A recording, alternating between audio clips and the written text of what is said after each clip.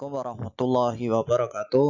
Bismillah, alhamdulillah, wala haula wala quwata illa billah. Asyhadu an la ilaha illallah wahdahu la syarikalah wa asyhadu anna Muhammadan abduhu wa rasuluh. Allahumma shalli ala Muhammad wa ala alihi wa ashabihi ajmain.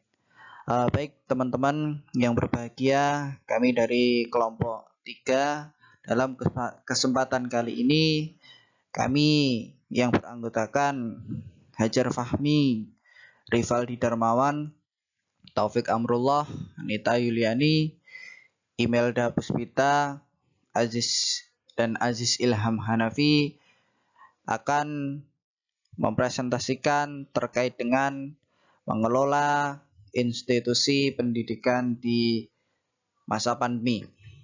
Baik, langsung saja. Sebelum kita mengetahui pengelolaan pendidikan institusi di masa pandemi, kita terlebih dahulu membahas terkait dengan kebijakan pendidikan di masa pandemi.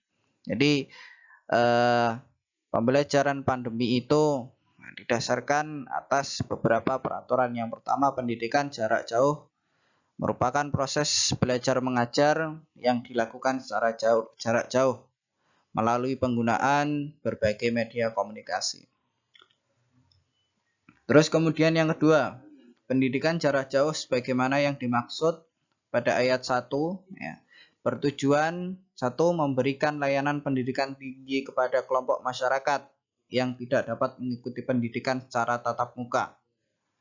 Terus kemudian yang kedua, memperluas akses serta mempermudah layanan pendidikan tinggi dalam pendidikan dan pelajaran. Terus kemudian pendidikan jarak jauh ini diselenggarakan dalam berbagai bentuk.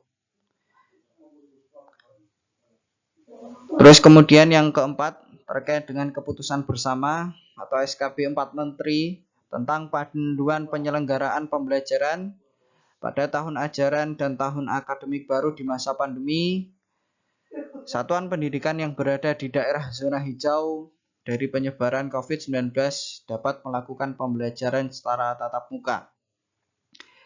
Sedangkan yang masih berada di zona merah belum diizinkan untuk menyelenggarakan pembelajaran secara tatap muka. Hal ini sebagaimana sudah tertuang di dalam surat keputusan bersama 4 Menteri di tahun 2020.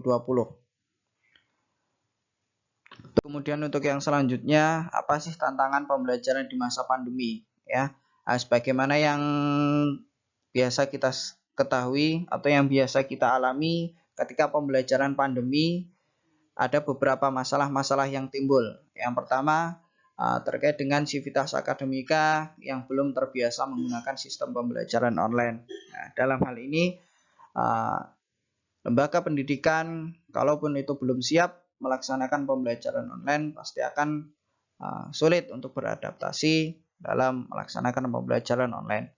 Terus kemudian keterbatasan sarana dan prasarana dalam sistem pembelajaran online. Sebagaimana yang sering dialami sekolah-sekolah yang di daerah pedesaan, hal ini merupakan masalah utama, yaitu terbatasnya sarana prasarana yang menyebabkan pembelajaran online mengalami masalah yang cukup signifikan dalam hal sarana prasarana. Terus kemudian gangguan jaringan dalam pembelajaran online. Terus kemudian ada keterbatasan biaya internet. Tidak semua warga Indonesia itu mampu untuk membeli kuota internet, ya. Sebagaimana saudara-saudara kita yang berada di pedalaman atau yang ekonominya di bawah rata-rata itu sangat kesusahan dalam mendapatkan kuota internet. Akan tetapi dalam hal ini pemerintah memberikan keringanan, memberikan kuota gratis kepada para siswa. Akan tetapi pembagian tersebut itu dirasakan belum merata. Terus kemudian pendidik dan peserta didik mengalami kejenuhan. Ini pasti.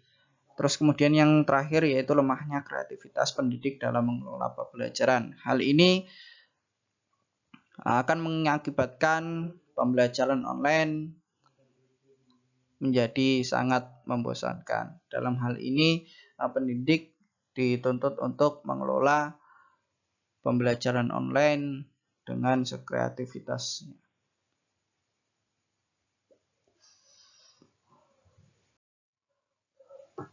Terus kemudian sistem pembelajaran online. Di sini menggunakan dua, yaitu sinkronus. Sinkronus itu adalah komunikasi di mana peserta berinteraksi dalam ruang waktu yang sama, seperti konferensi video. Hal ini bisa dilakukan dengan menggunakan atau memanfaatkan aplikasi virtual meeting. Terus kemudian asinkronus, yaitu komunikasi yang dipisahkan oleh waktu seperti email, forum, atau diskusi online. Terus kemudian untuk pola penyelenggaraan pembelajaran online sendiri, yang pertama setiap guru memberikan tugas kepada siswa. Ya.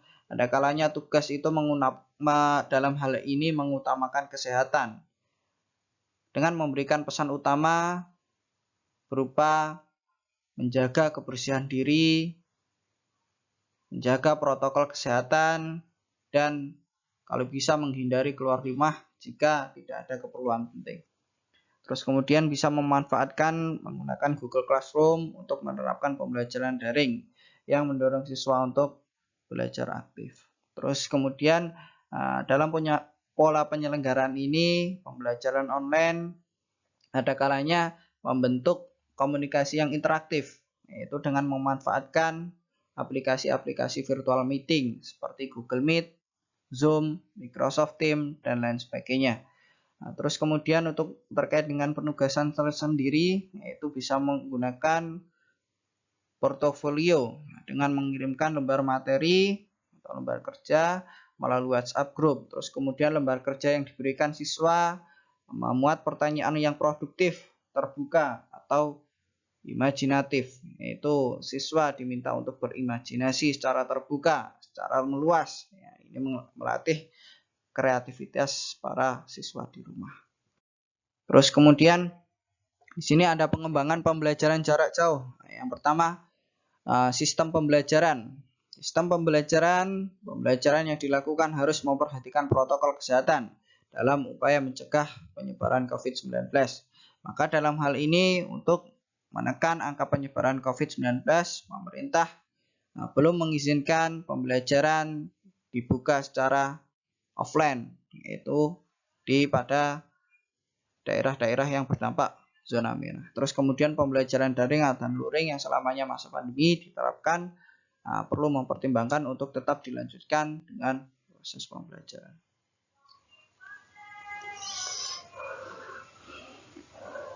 Terus kemudian untuk kurikulum harus disesuaikan dengan memodifikasi materi pembelajaran.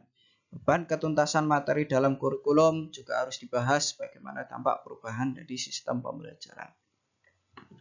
Nah, terus kemudian untuk kompetensi guru, perubahan sistem pembelajaran dan penyesuaian kurikulum menuntut guru untuk siap dan mampu menerapkan dalam proses pembelajaran di kelas.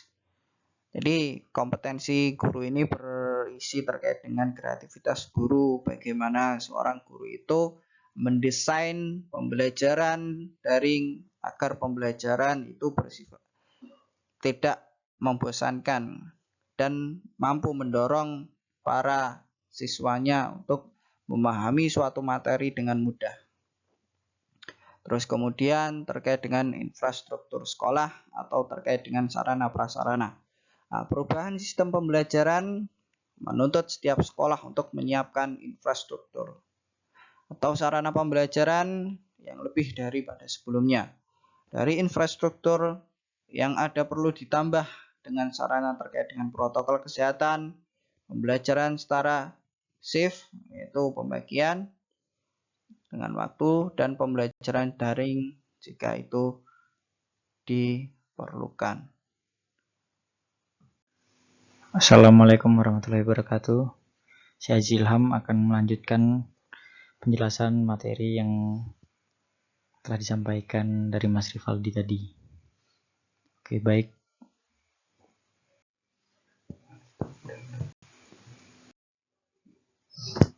Adaptasi pembelajaran melalui learning. Pertama, menciptakan konten-konten pelajaran yang mudah untuk diingat dan dipahami. Yang kedua, membuat konten e-learning yang relevan dengan bidang industri, minat, bakat, serta tujuan para siswa. Yang ketiga, menyisipkan humor sebagai penyeimbang konten pembelajaran kita yang serius. Keempat, menyertakan beberapa cerita atau analogi sebagai contoh nyata di dalam materi e-learning kita.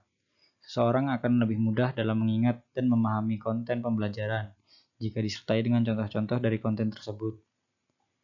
Yang terakhir, menggunakan sumber-sumber multimedia yang dipilih secara selektif untuk mempercepat pemahaman peserta e-learning. Kemudian ada pola penilaian pembelajaran online. Penilaian tugas. Skema pembelajaran daring perlu dilakukan beberapa penyesuaian dalam penilaian melalui tugas. Misalnya, instruksi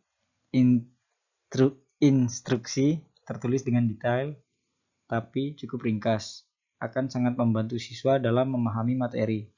Ketentuan tanggal dan jam pengumpulan tugas yang jelas memberi kerangka waktu yang pasti agar sirkulasi pengerjaan dan penilaian tugas dapat berjalan rapi. Berikutnya ada ujian. Materi ujian disusun agar dapat dikerjakan secara open book atau pada sistem daring yang lebih terintegrasi. Ujian dapat dikerjakan oleh siswa dari rumah secara real time sesuai jadwal yang telah ditetapkan. Yang terakhir ada entry journal.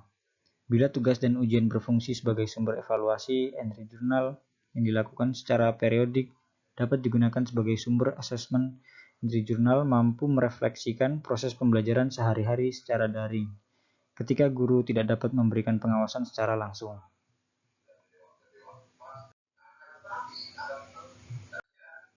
Sekian dari kelompok 3.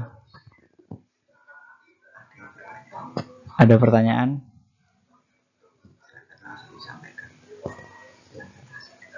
Silahkan langsung disampaikan. Terima kasih.